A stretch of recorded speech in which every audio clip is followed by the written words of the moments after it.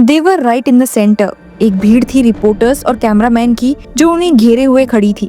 Mic उनके मुंह के सामने था और हर रिपोर्टर उनसे कुछ कहने की कोशिश कर रहा था। बीच में थे एक माँ और एक पिता, बेंगलुरु के एक टेकी अतुल सुभाष के पेरेंट्स, जो अपने बेटे की मौत के बाद इंसाफ की गुहार लगा रहे थे। मेरा बच्चा बहुत टॉर्चर हुआ है, माँ के शब्दों में दर्द साफ दिखाई दे रहा था। पिता ने उनका साथ देते हुए कहा, बहुत टॉर्चर हुआ, इतना टॉर्चर हुआ कि हमको नहीं बताया। माँ के आंसू रुके नहीं, उन्होंने आगे कहा, मेरे बच्चे को टॉर्चर बहुत किया गया है। पिता की आवाज थोड़ी और तेज हुई और उन्होंने कहा, टॉर्चर करना भी एक हत्या है। एक समय आया जब माँ बेहोश होकर गिर गई। भीड़ में किसी ने एक पानी का गिलास लाकर दिया, पर उनका दर्द इतना गहरा था कि उन्हें होश में आने में समय लग गया। हेलो व्यूअर्स, अतुल के पेरेंट्स वेडनेसडे को पटना वापस आए अपने 34 साल के बेटे का बेंगलुरु में अंतिम संस्कार करने के बाद। जैसा कि आप सभी जानते हैं, सोमवार सुबह बेंगलुरु के घर में अतुल का शव मिला था। अतुल के पिता पवन कुमार ने मीडिया से कहा है, उसने रात को 1 बजे अपने भाई को मेल भेजी थी। उसमें कहा था कि मीडिएशन कोर्ट के लोग कानून के हिसाब से काम नहीं करते, सुप्रीम कोर्ट के रूल्स के अनुसार भी नहीं। उसे बेंगलुरु से जौनपुर तक कम से कम 40 बार जाना पड़ा था। निकिता, उसकी पत्नी, एक के बाद एक नए आरोप लगाती रहती थी। शायद वो फ्रस्ट्रेटेड हो गया था, पर कभी हमें फील नहीं होने दिया। फिर अचानक हमें ये बुरा समाचार मिला। पवन कुमार ने मीडिया को बताया कि उनके बेटे ने अपने अंत के कुछ घंटों में एक 80 मिनट का वीडियो बनाया, जिसमें उसने अपने परिवार के साथ हो रहे अत्याचारों का बयान किया। अतुल ने अपनी पत्नी निकिता सिंघानिया और उसके परिवार के लोगों पर, उसके ऊपर और उसकी फैमिली के ऊपर कई सारे केसेस फाइल करने का आरोप लगाया, जो सिर्फ पैसे लेने के लिए किए गए थे। इतनी कंट्रोवर्सीज उठने के बाद अब अतुल के परिवार ने भी FIR फाइल करते हुए निकिता और उसके परिवार के लोगों के खिलाफ एक्शन लिया है। Cases under section 108 abetment of suicide और सेक्शन 35 के तहत फाइल किए गए हैं। अतुल के भाई विकास कुमार का कहना है कि हम तब तक उसकी अस्थियां परवाह नहीं करेंगे जब तक उसे इंसाफ नहीं मिलता। वहीं दूसरी ओर पत्नी निकिता के परिवार ने अपने ऊपर लगाए आरोपों को नकारा है। उन्होंने कहा है, we are not guilty of what happened, we will come out with all the proof soon, we have done nothing wrong, we regret Atul's death. Nikita के अंकल ने एक स्टेटमेंट देते हुए देखिए क्या कहा है। निकिता का ताऊ हूँ और मेरी एज 70 साल है और मेरे को मीडिया के थ्रू पता चला कि FIR में मेरा नाम दर्ज है, जबकि मैं वहाँ नहीं था, न इस मामले में मेरा कोई वो है। और हम लोगों को इस केस के बारे में मीडिया से ही पता चला, न कोई वहाँ हमारे परिवार का मेंबर था, न कोई इस बीच कोई 3 साल से मुकदमा चल रहा है कोर्ट में, इस बीच कोई हमारी उन लोगों से भेंट हुई या बातचीत हुई। तो कोर्ट में केस चल रहा है, अभी अचानक कैसे क्या हो गया, तो इसके हम लोग कोई दोषी नहीं है, हमारा परिवार कोई दोषी नहीं है। इसके लिए कोर्ट में ये केस चल रहा है, अब कोर्ट जो जजमेंट करेगा। जो सुभाष जो आरोप लगा रहे हैं, सुभाष जो आरोप लगाने सारा निराधार है। जो निकिता है वो बाहर है, वो जब आ जाएगी तो सारी हर चीज का जवाब देगी। हर चीज जितने भी उन्होंने ब्लेम लगाया, सारा सब चीज का एक्सक्यूज है उसके पास में। लेकिन अब मैं तो इस बारे में तो एकदम दूसरे मकान में रहता हूँ, रिश्ते में उसका ताऊ जरूर हूँ गार्जियन के रूप में, नहीं बाकी सारा केस का सिलसिले में क्या हो रहा है क्या नहीं हो रहा मेरे को जानकारी नहीं, वही लोग करते हैं। जो सुनने में आया कि दहेज भी दिया गया था, काफी चीजें अच्छी से अच्छी की गई।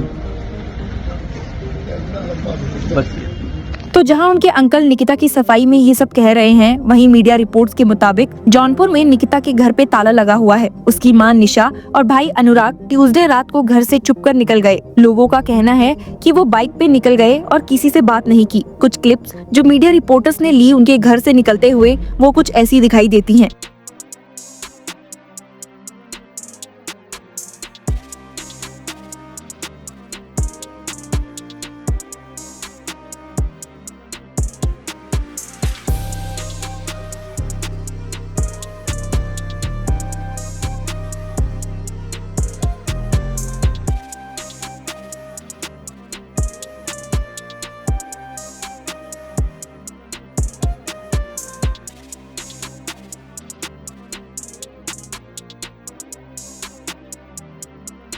आपको बता दूं कि इस कंट्रोवर्सी पर कई सारे लीगल एक्सपर्ट्स और तो और अब पॉलिटिकल रिएक्शंस भी देखने को मिल रहे हैं। अतुल के लॉयर ने मीडिया को एड्रेस करते हुए कहा, ये बड़ा दुखद है, दुर्भाग्यशाली है।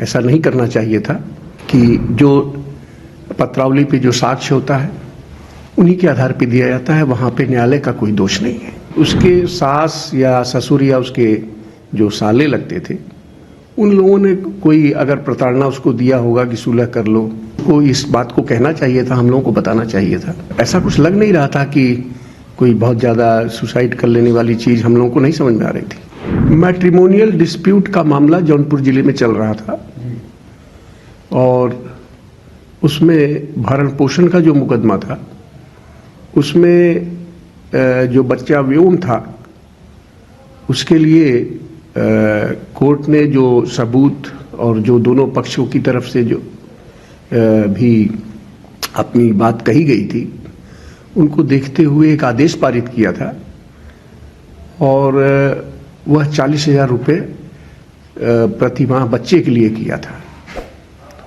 तो निश्चित रूप से अगर वह इनको ज़्यादा लग रहा था तो उसके लिए फोरम बना हुआ है कि अगर आप असंतुष्ट हैं तो उच्च न्यायालय में उसके लिए जा सकते थे। और इस मामले में हमारे जो जूनियर अवधेश तिवारी जी हैं वह ज़्यादातर इस मामले को देखते रहे, तो उन्होंने बताया कि 40,000 रुपया जो प्रतिमाह किया गया था वह ज़्यादा लग रहा था उसको। वहीं एमपी कंगना रनौत ने भी इस हादसे पर अपनी राय रखी है और कहा है, शौक में भी और शोक में भी है, क्योंकि एक बहुत ही नौजवान और उनका जो वीडियो है वो दिल दहला देने वाला है। तो डेफिनेटली शादी जो एक हमारे भारतीय परंपराओं से जब तक सीमित है, जब तक उससे बंधी हुई है भारतीय परंपराओं से, तब तक ठीक है। लेकिन ये जो, जैसा उन्होंने खुद कहा है, जो कम्युनिज्म का कीड़ा इसमें, सोशलिज्म का कीड़ा इसमें, एक तरह से जो निंदनीय फेमिनिज्म का जो पूरा साइड है उसका कीड़ा इसमें, और बाकी 3-4 चीजें अगर इसमें और एक धंधा लोग बना लेंगे उसको, करोड़ों रुपए की एक्सटॉर्शन उससे की जा रही थी जो कि उसकी कैपेसिटी से भी बहुत बाहर थी। तो ये तो इसमें तो कोई कहने वाली ही बात नहीं है कि ये सब चीजें निंदनीय हैं, ऐसा नहीं होना चाहिए। युवाओं पर इस तरह का बोझ नहीं होना चाहिए। जो उनकी सैलरी है जिससे उससे भी कहीं 3 गुना 4 गुना हर महीने वो प्रोवाइड करा रहे हैं, करोड़ों का उन पे जो है वो और मांग हुई जा रही है, तो वो प्रेशर में आके वो लड़के ने ऐसा किया। बट आई थिंक कि इस तरह के वो भी होने चाहिए और एक अलग बॉडी भी होनी चाहिए कि जो विक्टिम है उनको भी। बट हैविंग सेड दैट, एक गलत महिला का हम उदाहरण लेकर जितनी महिलाओं को हर दिन प्रताड़ित किया जा रहा है, हम उसे नहीं झुठला सकते और ये नहीं कह सकते।